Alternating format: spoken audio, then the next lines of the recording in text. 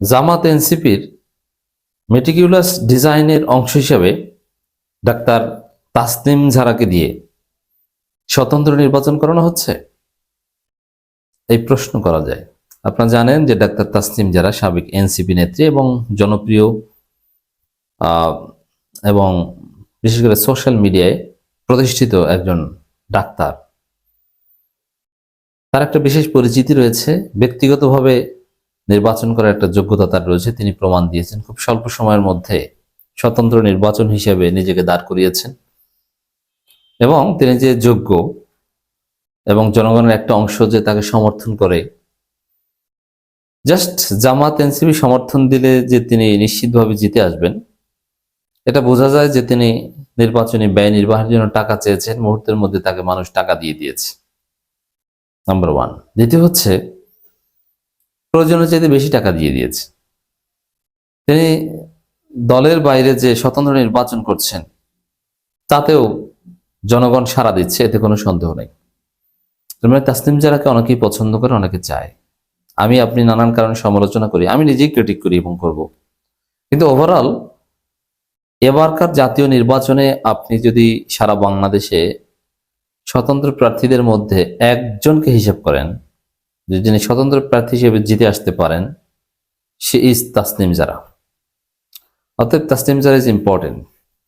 কিন্তু তাসনিম জারা কেন এনসিপি থেকে বের হয়ে গেল বা জামাত জোট থেকে নির্বাচন করতে কেন অস্বীকৃতি জানালো, এবং এখন পর্যন্ত কিন্তু চূড়ান্তভাবে মনোনয়নপত্র পদত্যাগপত্র গৃহীত হয়নি, দলে ফেরানোর চেষ্টাও চলছে।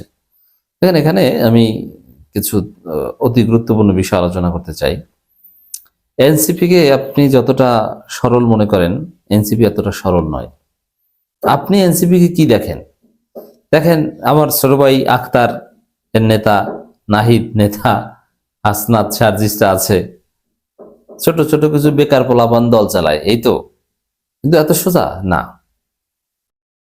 এনসিপি যদি এত সিম্পল, খালি চোখে যেটা দেখা যায় এতটাই সিম্পল হতো, গুরুত্বহীন হতো, তাহলে জামাতের মতো বাংলাদেশের সর্ববৃহৎ দলের কাছ থেকে তারা 30টা আসন বাগিয়ে নিতে পারত না।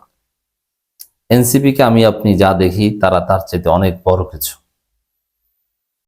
এবং বাংলাদেশে বিএনপি জামাত এনসিপি, বিএনপি জামাতের পরেই গুরুত্বের দিক থেকে এনসিপি। যেমন ইউনূস বিপদে পড়লে বিএনপি জামাত এবং এনসিপিকে ডাকতেন, তাদের গুরুত্ব না থাকলে তারা এইভাবে ডাক পেত না। এবং আওয়ামী লীগ সবচেয়ে বেশি ভয় পায় এখনো এনসিপিকে। আওয়ামী লীগ যদি এই মুহূর্তে কোনো দলকে দলীয়ভাবে হত্যা করতে পারে, সাপোজ তারা এনসিপিকে হত্যা করবে, জামাতের চাইতেও আওয়ামী লীগের খুব বেশি এনসিপির প্রতি। অতএব আর এনসিপি তো অসম্ভবকে সম্ভব করেছে, হাসিনা পতন ঘটিয়েছে। এনসিপি তখন ছিল না, কিন্তু এনসিপির নেতা যারা তারাই তো এটা করেছে। অতএব এনসিপির গুরুত্ব, এনসিপির হাল, এনসিপির মাকাম অনেক উচ্চতায়। আমরা যা খালি চোখে দেখি তার চাইতে অনেক গভীরে তাদের অ্যাক্সেস। এমনকি ডিপ স্টেট এনসিপিকে নিয়ে সিরিয়াসলি ভাবে, অনেক হিসাব নিকাশ আছে। তো এনসিপি কি তার প্রমাণ হচ্ছে, জামাতকে কি আপনি এত ইমোশনাল বা এত বোকা মনে করেন? চরমোনাইয়ের সাথে জামাত মোটামুটি কঠোরতা দেখাচ্ছে। চরমোনাই কয়েকটা সিট বেশি যাচ্ছে, 40টার জায়গায় 45টা যাচ্ছে এখন, তাই জামাত দিতে যাচ্ছে না। জামাত 40টার বিষয়ে অনর, বরং জামাতের কেউ কেউ বলছে না এরা 14টার বেশি পায় না, কেউ বলছে 16টার বেশি পায় না, নানান কথাবার্তা চলছে। কিন্তু এনসিপির সাথে কিন্তু কোনো টানা পড়েন নাই, চোখ বুঝে 30টা দিয়ে দিয়েছে। জামাত কি এত বোকা যে এমনি এমনি দিয়ে দিয়েছে? জামাতপন্থী অনেকেই আমাকে বলেন, অনেকে আমিরে জামাতের কাছে বলেছেন যে এত সিট দেওয়া ভালো হয়নি। না, জামাত যে কিছু বুঝে না বিষয়টা এরকম নয়, ইমোশনালি দিয়ে দিয়েছে এটা মনে করার কোনো কারণ নেই। বরং জামাতের, আমি এটা নিয়ে আলোচনা করেছি, জনশক্তিদের একটা বড় অংশ এনসিপিকে 30টা সিট দেওয়াটা মেনে নিতে পারছে না। তারা কাজ করতে মানতে বাধ্য হবে, সর্বশক্তি নিয়োগ করে এনসিপির প্রার্থীদের পক্ষেই দাঁড়াবে, ইটস রাইট। কিন্তু তারা মনে করছে যে এটা ঠিক হয়নি। এখন সেন্ট্রাল জামাত যারা 30টা দিয়েছে তারা একদম না বুঝে দিয়েছে, কিছু বুঝে নাই, এটা মনে করার কোনো কারণ নেই। তারা চরমনের সাথে কিছুটা ঘাটতারামি করছে আর এনসিপির সাথে করতে পারতো না তা না, করতে পারতো, কিন্তু চোখ বুজে দিয়ে দিয়েছে কেন? জামাত জানে যে এনসিপি কি জিনিস, এনসিপি কোন প্রোডাক্টের মাল, মানে কোন গোডাউনের মাল, এটা ভালোভাবে জানে। তো দর্শক, এখানে আমি একটা ধারণা দিই, এনসিপি অনেক কিছু মেটিকুলাস ডিজাইনে চলছে, যেটা চূড়ান্ত দৃশ্যপটে বা ক্লাইম্যাক্সে যাওয়ার আগে আমরা বুঝতে পারবো না, কিন্তু আসলে মেটিকুলাস ডিজাইনে ঠান্ডা মাথায় চলছে।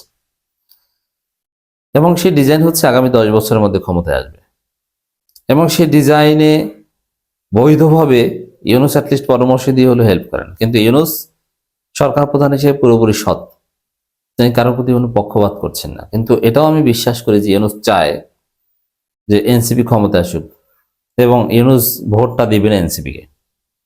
এই জন্যে 10 বছরের প্ল্যান নিয়ে মেটিকুলাস ডিজাইনে অনেক কিছুই তারা করার চেষ্টা করবে। এটা তাদের পার্টির ডিজাইন, এটাই সরকারের কোনো ডিজাইন নেই।